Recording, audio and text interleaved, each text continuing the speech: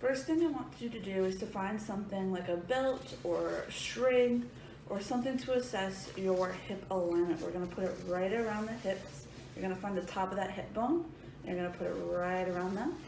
I want you to use this as a tool to assess the alignment of your hips.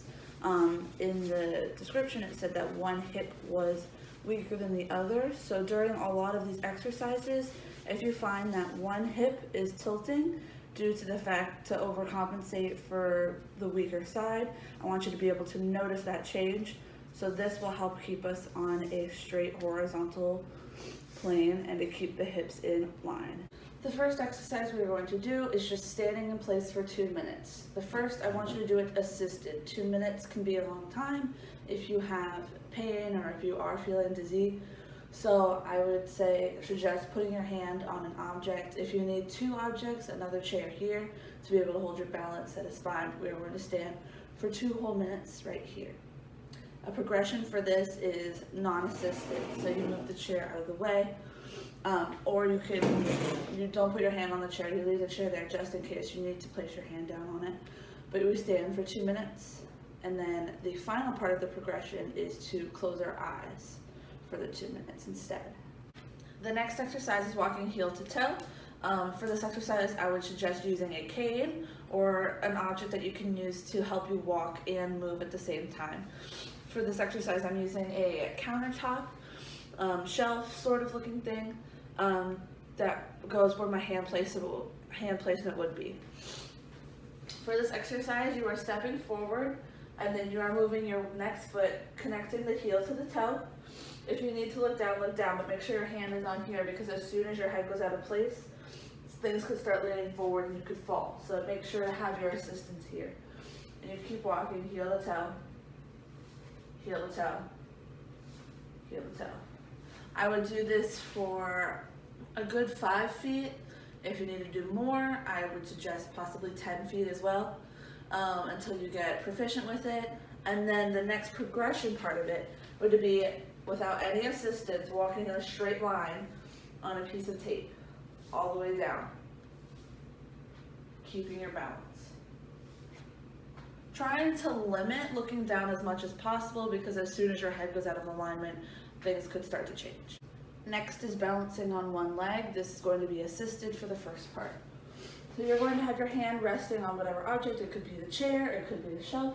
But you're going to stand, you're going to lift your knee up, trying to get your knee in line with your hip. If mobility-wise you cannot do it, keep it low, but you want to be able to bring your knee to hip. Regression for this would be to either, if you could, grab your knee with your hand. If not, grab a TheraBand around and help pull it in. You're going to stand for 30 seconds, using the support for balance.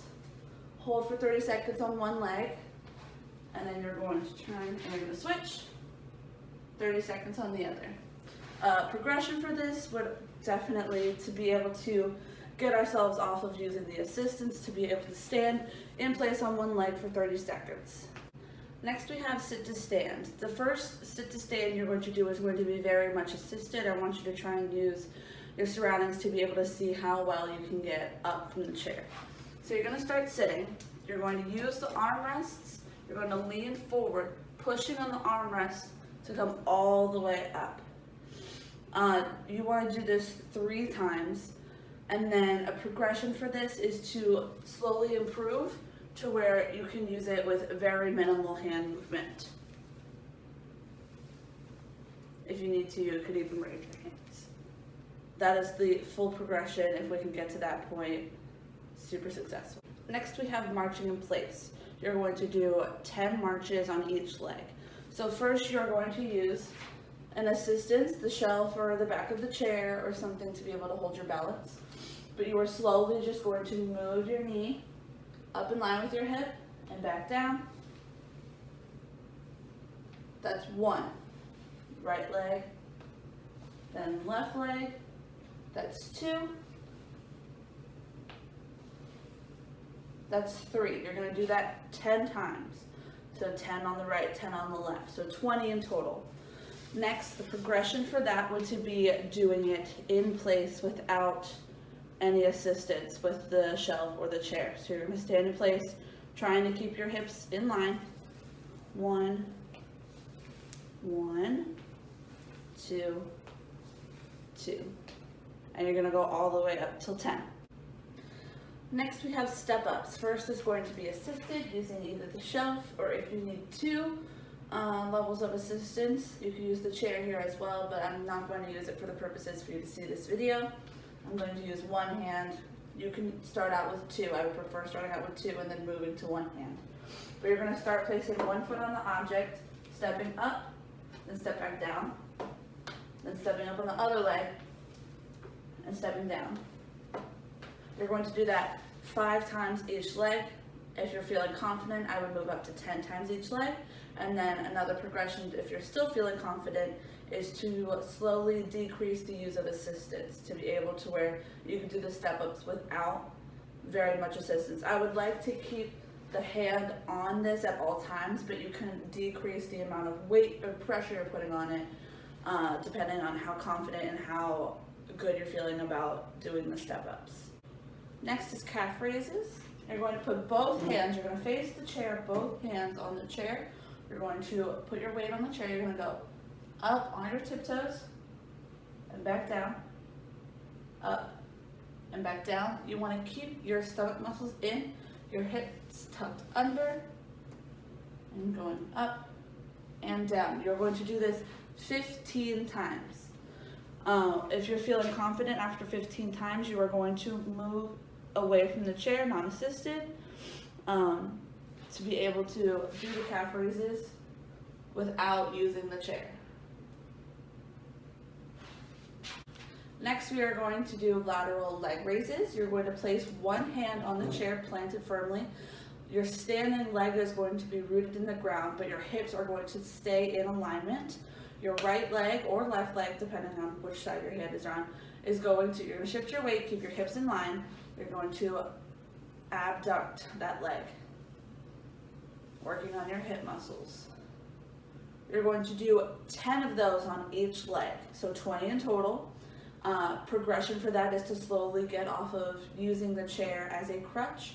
You are going to be able to hopefully just hover your hand over it and be able to abduct without the use of the chair, but still keeping the chair here to be able to use it if the necessity is required.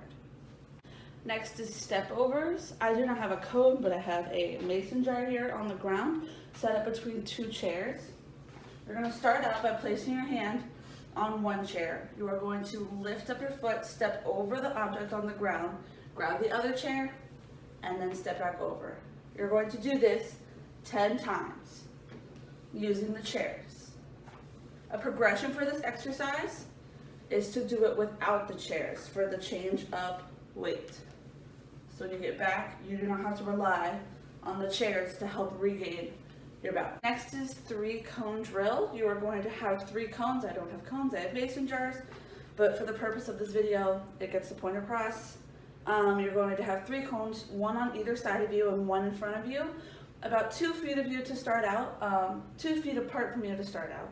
You're going to use the chair. I would prefer a cane or something that can stay in one place, like maybe an umbrella, to increase the range of motion. Because of this, laterally I'm going to have a little bit of trouble. Also with a cane, I can alternate sides. But for this, you're going to start, you're going to use the right leg first. You're going to bend and try and touch the cone and come back, then laterally. And then next you do the left leg. Bend, touch the front cone, and then touch the side.